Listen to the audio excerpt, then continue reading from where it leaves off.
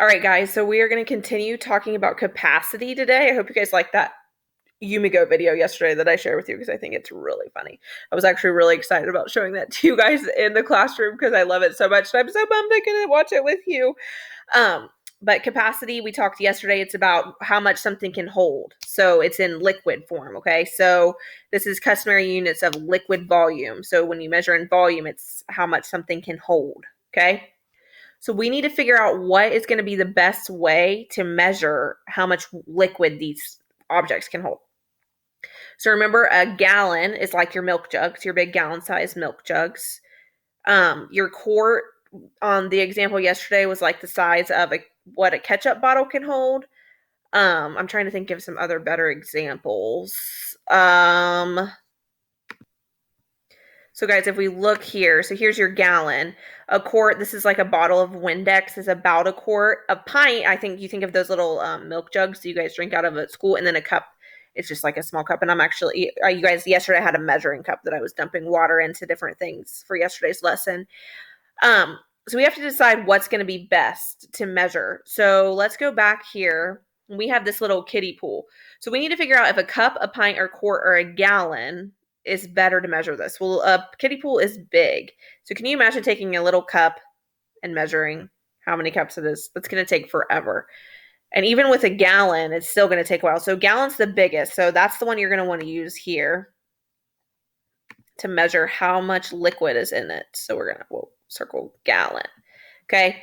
If you did that with a cup, a pint, or a quart, it would take you a long time. It's still going to take you a long time with a gallon, but it would take less time than with a cup, a pint, or a quart. Now, a quart is a quarter of a gallon. Okay. Quarter. So you have 4 of those in a gallon. So this is a little milk carton. And what I said earlier, a milk carton is a pint. So you would obviously want to use a pint to measure the liquid in this. And then this little bowl, it's smaller than the pint. So we're going to measure that with a quart or with a cup. Sorry. Because if it's smaller than a pint, we need something smaller than a pint to measure it because it won't hold a whole pint. Okay. So that would be a cup. All right.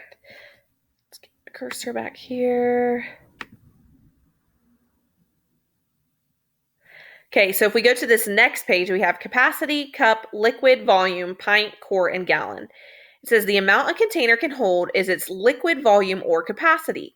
The customary units of measure for capacity are the cup, pint, quart, and gallon. Okay, so circle the better unit to measure each liquid volume.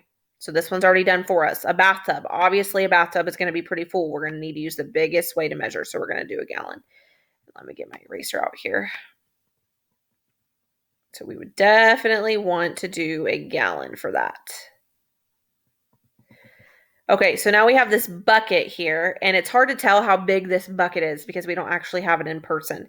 But we're going to pretend like this is a decent sized bucket that holds a decent amount of water. So because of that, we would want to use a gallon to measure it. This would probably hold a couple of gallons of water, so that would be the best way to measure. Think of it as like when you see Mr. Kurt around with the mop, like think of it as about that size of a bucket, the thing that he kind of pushes around sometimes if he has to clean up the bathroom floor or something like that. And then this last one is a fish tank. And again, I know it's hard because they're not really right in front of us. We don't know how big this would be. But this is a decent size one, but it won't hold a whole gallon of water. It would be close though. So we're going to go with quart. If we measured this with gallon, it would be too much and we wouldn't be able to measure it. It doesn't hold enough water for a gallon. So we would go with a quart for that. Okay. So again, we had gallon, and quart. So if we go to our next page, and I'm sorry guys, I should have told you this is IN 31, 32 and 33. I know it's kind of confusing because it's hard to find these in the chapter, but if you go to the end of chapter 12, that's where you're going to find these. These are for Indiana standards that we're working on right now. Let me erase this. All right, so now we have the same thing. Circle the better unit to measure each liquid volume. So this is a mason jar. And those are you usually can fit 4 of those in a gallon. They're usually each a quart. So we are going to circle quart here. All right, and this is a little dog bowl. A dog bowl, I'm going to say that we would measure that in cups because this one looks small to me. And you know what? I think you could probably be better off measuring this in pints because it's going to hold more than a cup. It'll probably hold a couple of pints. So I'm going to change my mind there and measure this in pints. And then we have a sports bottle, a water bottle here. I am going to say pint again because it's not as small as a cup, but it's not as big as a quart. So I want to go kind of in the middle here with this one. And this is a coffee cup. And I'm going to say, now Mrs. Cunningham's coffee cup, I would probably measure in quarts because I drink a lot of coffee. Maybe not in quarts, but definitely pints, not a cup. But in this case, we're going to circle cup because a cup is 8 ounces and that's your typical coffee mug size. Okay. So there is that. Okay, so before I show you guys what you're doing for like the homework piece of it or the part that you guys are going to work on your own, I want to watch this YouTube video with you guys while I'm kind of explaining kind of what's going on and reading some of it to you. Okay, so this is a story about King Gallon, okay?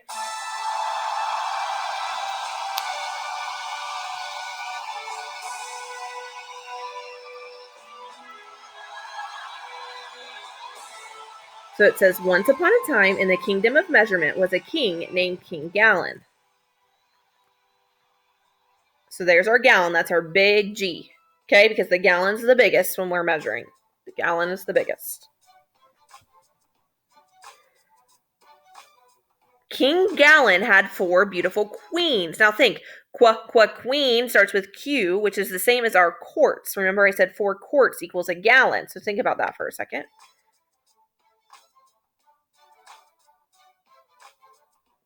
So there were 4 queens, 4 quarts.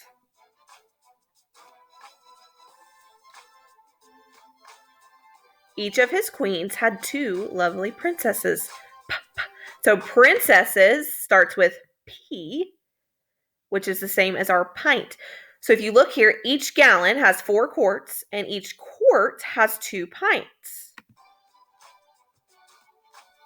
Now, how many pints are there in a gallon then? 2, 4, 6, 8. Okay, so a gallon has 4 quarts. Each quart has 2 pints, and a gallon has 8 pints.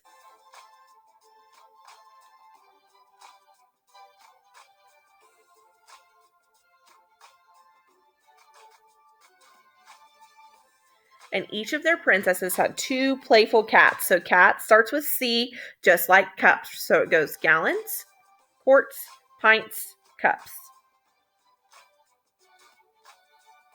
Okay, so let's look at this. So each gallon has 4 quarts and 2, 4, 6, 8 pints. How many cups are in a gallon? 2, 4, 6, 8, 10, 12, 14, 16. So there's 1 gallon, 4 quarts, 8 pints, and 16 cups. Okay? So if you took a measuring cup and you were measuring into a gallon like we did yesterday, we would have to fill that cup up 16 times to fill the gallon. Okay? Because there's 16 cups in a gallon.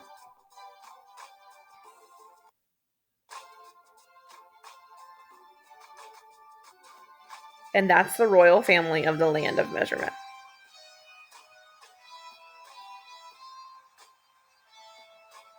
What do the members of this royal family really stand for? We kind of already talked about this.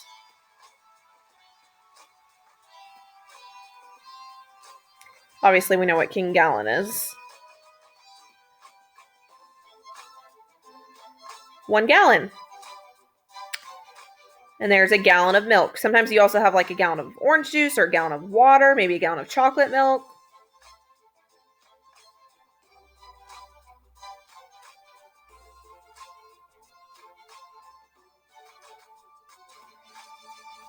Yep, so that's a quart of orange juice. That's a good example.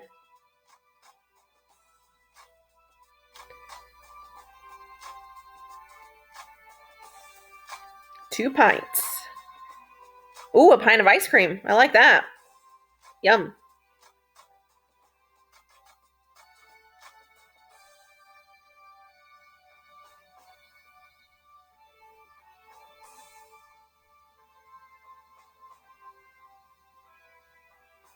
A little little cup of yogurt.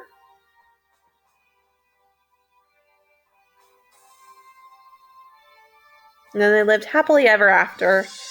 All right, so that was a cute little YouTube video to watch together, okay, that just explains gallons, quarts, pints, and cups. So let's see here. I'm going to show you guys what I want you to do.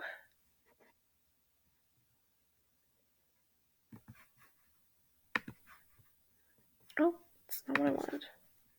Actually, I think I forgot about the story problems. Oh, no, we have this still too. Whoops. Maybe. All right. What? I can't get my page to work. Okay. So, oh my goodness.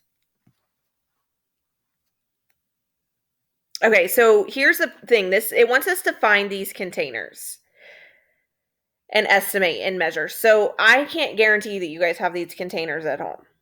Okay, so we are just going to estimate it. That's all we're going to do today, because I don't drink milk at my house, so I had to go borrow a gallon jug from somebody, and I don't know if you guys drink milk.